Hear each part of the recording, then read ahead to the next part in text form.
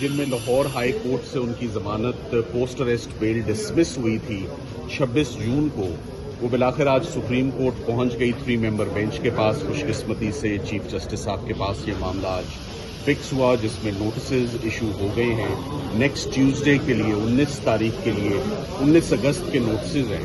افسوس کی بات یہ ہے کہ ہمیں سپریم کورٹ اس مقدمے کو لے کر آنا ہی نہیں چاہیے تھا، اور یہ لاہور ہائی کورٹ میں ہی یہ ریلیف مل جانی چاہیے تھی، اسپیشلی جب 21 مقدمات of the same nature of the same evidence وہ ڈسکارڈ کر کے ریجیکٹ کر کے اگر ضمانتیں ہو چکی تھی، پری اریسٹ بیل اور پوسٹ اریسٹ بیل ہو چکی تھی، تو سیم ایویڈنس پہ سپریم کورٹ آنے کی نوبت جو ہے وہ نہیں آنی چاہیے تھی۔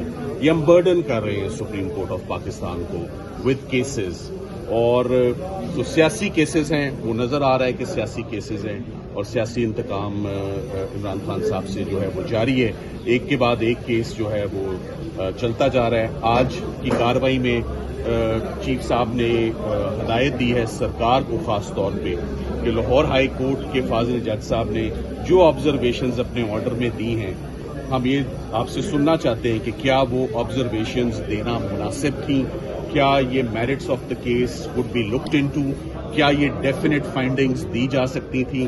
ہم اس کی اجازت شاید نہ دیں آپ کو آئندہ ہیئرنگ پہ، سو اپنی تیاری اسی پوائنٹ آف ویو سے کر کے آئیے گا۔ میں صرف یہ کہنا چاہوں گا کہ 9 مئی کا کیس 9 مئی 2023 آج اگست 2025 ہے، آج دن تک نہ ان کا ٹرائل شروع ہوا ہے، نہ ان کے اوپر فرد جرم عائد ہوئی ہے۔ 2 سال کی قید ہی کافی ہے۔ This amounts to and that amounts to advance punishment before conviction. Imran Khan صاحب کا کیس میں ایک بات واضح کر دوں، نہ ان سے ملتا ہے جو موقع پر موجود تھے 9 مئی کو، نہ ان سے ملتا ہے جن کے خلاف سازش اور حما کا الزام ہے۔ عمران خان صاحب 9 مئی سے لے کر 11 مئی تک نیب کی تحویل میں تھے، اور نیب کے انلیگل ایکشنز پر ان کو اسلام آباد ہائی کورٹ سے بائیو میٹرک روم سے پریمیسز کے اندر سے اٹھایا جاتا ہے، اور 11 مئی کو ان کو سپریم کورٹ آف پاکستان ہی ان کی ریسکیو کو آتی ہے، سپریم کورٹ آف پاکستان ہی ان کو ریلیز کرتی ہے۔ سو 9 سے 11 تک عمران خان صاحب نہ کسی کے ساتھ رابطے میں تھے، نہ کسی کو کمانڈ دی انہوں نے کسی کو حکم دیا، اور وہ آرڈر موجود ہے، اور وہ ہم آرڈر پڑھیں گے کہ اس آرڈر میں فاضل ججز نے کیا سوال عمران خان صاحب سے پوچھا جب وہ 11 مئی کو سپریم کورٹ کی اس پریمیسز میں پیش کیے گئے۔ تو 9 سے 11 تک وہ ڈسکنیکٹڈ تھے، ڈس ایسوسیٹڈ تھے، اور انگریزی کا ایک لفظ انکمیونیکینڈو، باہر آؤٹ سائڈ ورلڈ سے ان کا ایک ڈسکنیکٹ چل رہا تھا۔ تو وہ کیسے یہ لوگوں کو احکامات جاری کرتے؟ تو وہ ہمیشہ سے کہتے آئے ہیں کہ ہم پیس کی بات کرتے ہیں، ہم لا اینڈ آرڈر کی بات کرتے ہیں، ہم وائلنس کی بات کبھی نہیں کی ہے، قانون کو کبھی اپنے ہاتھ میں لینے کی بات نہیں کی ہے۔ تو میرا خیال ہے عمران خان صاحب کا وہ اس مقدمے میں ملزم گرداننا اور ان کو پروسیکیوٹ کرنا، جیسے باقی کیسز بڑے انفارچونیٹ رہے ہیں ویسے 9 مئی کا بھی کیس ہے۔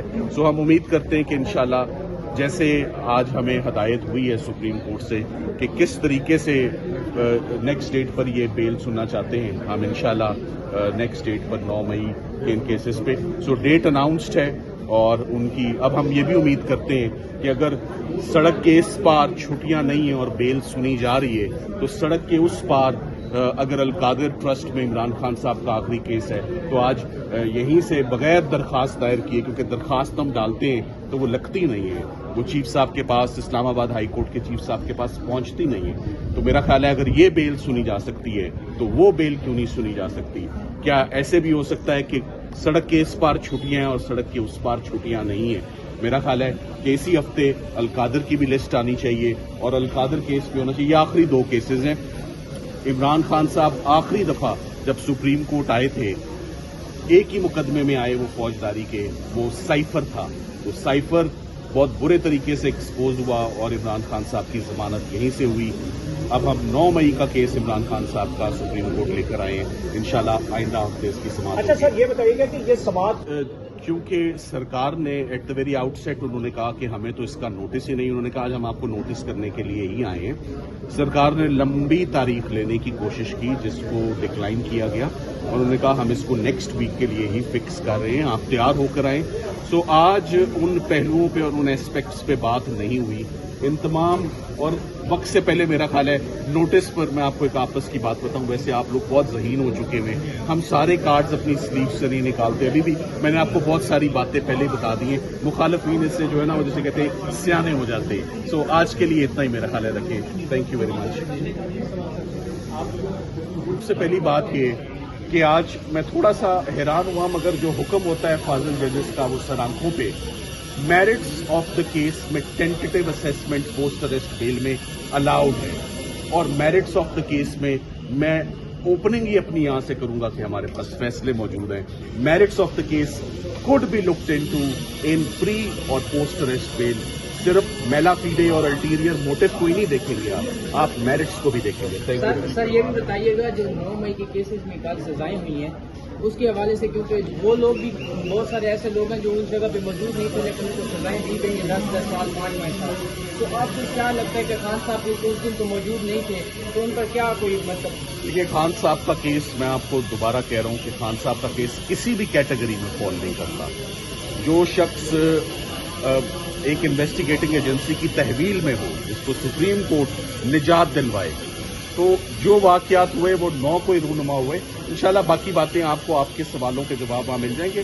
وہ تمام لوگ اپنا حق جو ہے اپیل کا وہ اختیار کر رہے ہیں. اپیلیں ان لوگوں کی فائلڈ ہیں. میرا خیال ہے بہت جلد ان پہ بھی سماعت ہوگی, اور یہ تمام پروسیکیوشن ایکسپوز جو ہے ہائی کورٹ میں جلد ہوگی. Thank you very much.